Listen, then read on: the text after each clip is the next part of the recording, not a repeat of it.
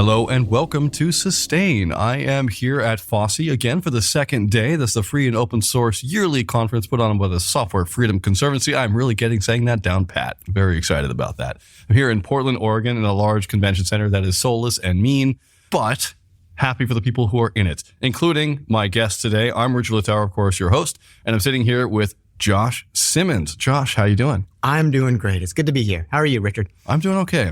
Just gave a talk. Still coming down off it, but very happy. Excellent. Josh, you've had a long and storied career. Didn't you help with OSCON?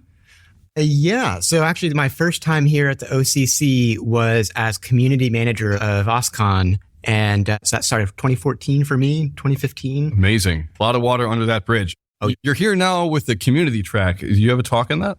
No. So I am here as a co-organizer, program chair of the community track, Community Open Source and Practice.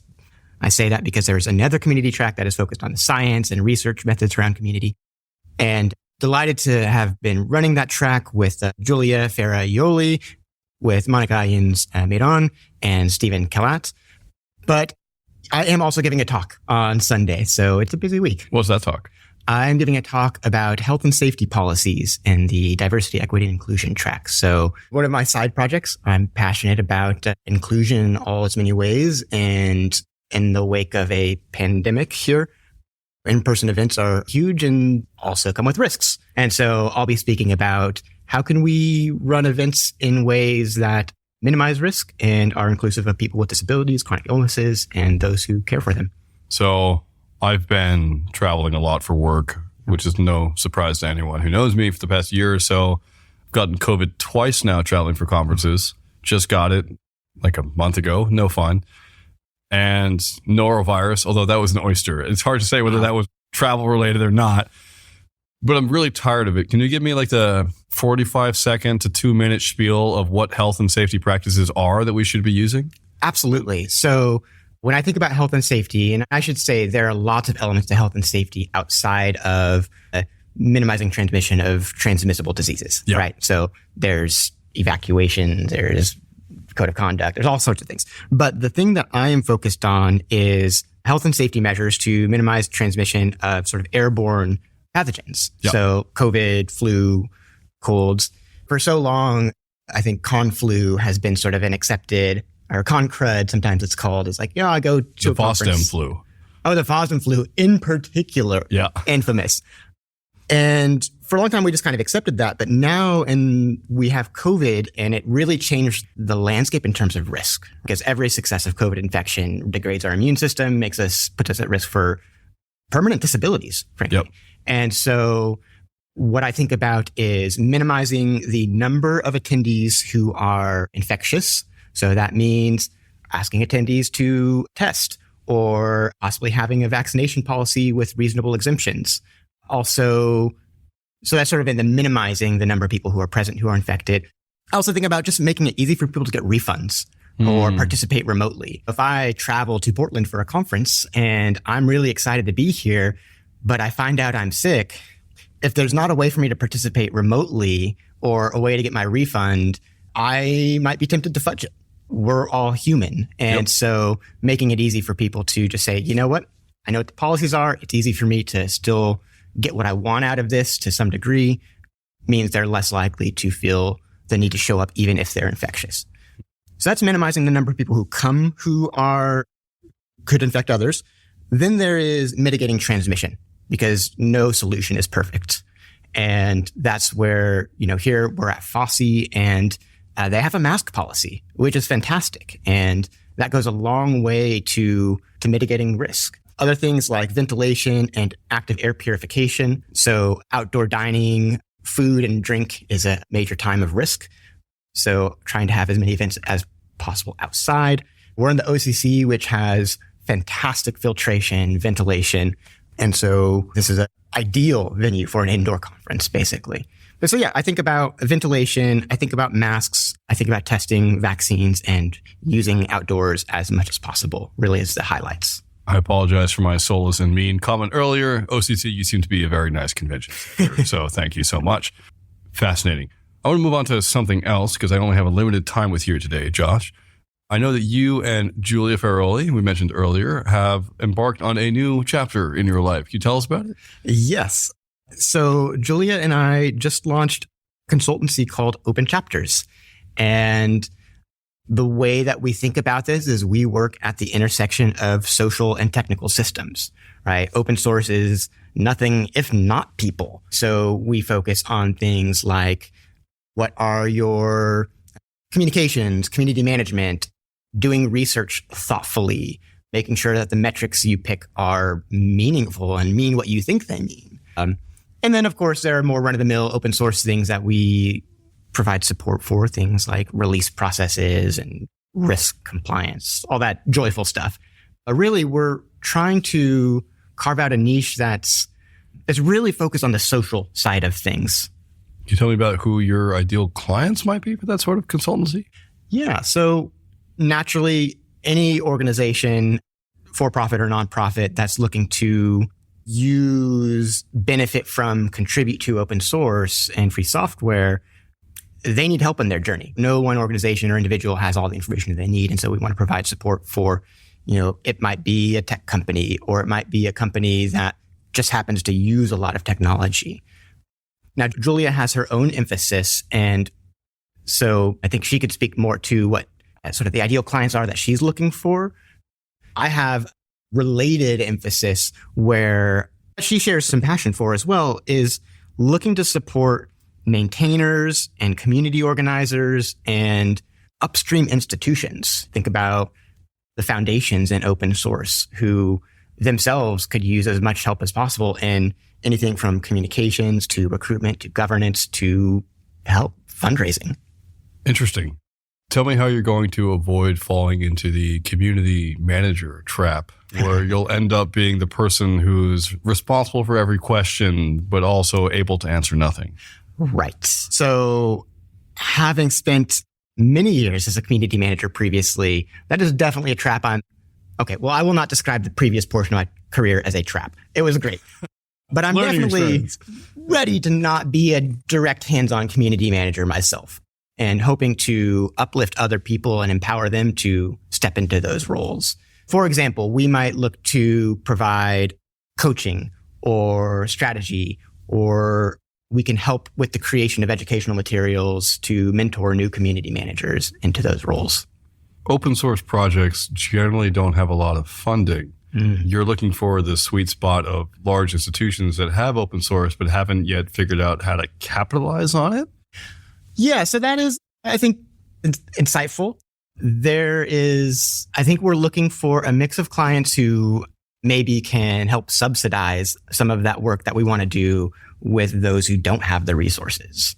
When I think about open source projects that I really desperately want to help, I think about the solo maintainer who is crushed under the weight of their pull requests or struggling to keep up just triaging things, let alone doing planning and community management and feature development. There's often this space early on. I like to think about a lot of maintainers as accidental leaders. Some people go into this eyes wide open, but many don't. I create something and I share it because I believe in open source and I want to help other people out. Maybe I'm resume building, whatever my motivation is, I share a thing and, oh no, what if it's successful? And suddenly I am a community manager and documentarian and somebody who needs to do fundraising to build the project and succession planning. And no one person has all of these things. And frankly, by the time a maintainer realizes they need help with some of these things, often they're already underwater. And so my hope is that through coaching early stage projects and building sort of a body of knowledge or contributing to the body of knowledge that's already out there, that we can help maintainers get ahead of this so that they're not burning out so much, so that they have the support they need. And, I say all of this and it's in a context that I think I want to make explicit. There are systemic resource disparities in open source and free software, right? Maintainers and upstream institutions none of them have the level of resources that they need or deserve. And yet, at the same time, free software has enabled the tech industry, among many other sectors, to just do incredible things. and create a lot of value and capture a lot of value. And so my hope is to chip away at that and level the playing field a little bit, because the people who make all this possible, the maintainers, the individual contributors, the community managers, oftentimes are being exploited in their extractive behaviors that are kind of heartbreaking. I think we've probably all seen a blog post or two from a maintainer who's just throwing in the towel because they've had it. And that's a failure mode. That's, to me, a symptom of a real problem in the way that we organize ourselves. So I hear you, and I agree for the most part. I'm going to take a devil's advocate stance. Oh, yes. So my house has a systemic undervalue problem where no one's building a treehouse for it. I would really love a treehouse, and just no one's building it. No one's showing up. I don't have the resources to fund it. I could allocate them, but I don't really have that treehouse I really want. And we could say that about a lot of open source maintainers, where they're just really bad at expectation setting and just unable to say, hey guys, I'm doing this for free, and nope, don't care about your issue. And what would you say when you're being harsh, because I literally ran a consultancy that's very similar to this for years. Right. So I'm asking these questions of my past and former self. So it's not just about you, but what would you say to the fact that trying to actually help those maintainers is just a war of attrition against yourself, and you should just tell them to just stop, and you're just helping them say stop easier?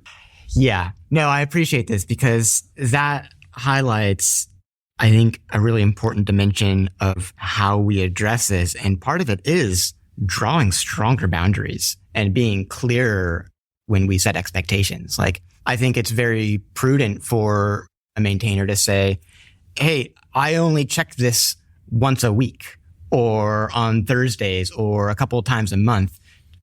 If you don't get a response from me immediately, that's why. By the way, I am maybe going through a lot in my life, and so this is taking a backseat for me. Maybe this is a project that I care about, but I don't have the bandwidth to support proactively anymore. And so I think the more that a maintainer can play their cards face up about what they are capable of doing within reasonable expectations, more permission we give to each other to just be honest and say like, hey, this is what I can do. This is all I can do. And by the way, if you care about these other things that I'm not able to do, here's how you can help. I have a whole ton of more questions. I have a lot more thoughts on this. Sounds really good. We are running up on time. So where can people find open chapters on the interwebs? Yes. So we are at openchapters.tech. Where can people find your health and safety policy work? That is at publichealthpledge.com. Where can people find you? That is at joshsimmons.com, or if you're on the Fediverse, josh.tell. And you can also follow those links to find Julia Ferraioli as well, who would have been here normally, and we hope she is doing great wherever she is. Josh, thank you so much for coming on today. It was really fun. Good luck with everything. Hope it goes well. Historically, it worked fine for me. I'm still alive, which is amazing every day. And thank you so much. Thank you so much for having me, Richard.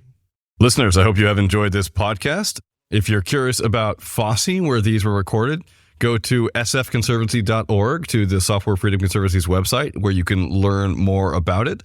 It's been really, really fun to be here and have these great conversations about free and open source software. Of course, if you've liked this podcast, please let us know. Like us on Apple, Spotify, or wherever you're listening to it. Email us at podcast@sustainoss.org. Give us any thoughts or comments or queries or complaints. We would love to hear them.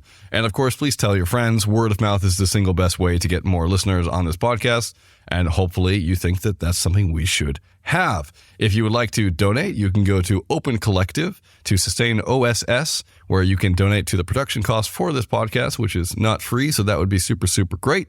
And of course, you can join in the conversation yourself by going to discourse@sustainoss.org to go chat. And you can follow us on Twitter @sustainoss, on Mastodon, and I believe on Blue Sky. So thank you so much for listening, and take care. Bye.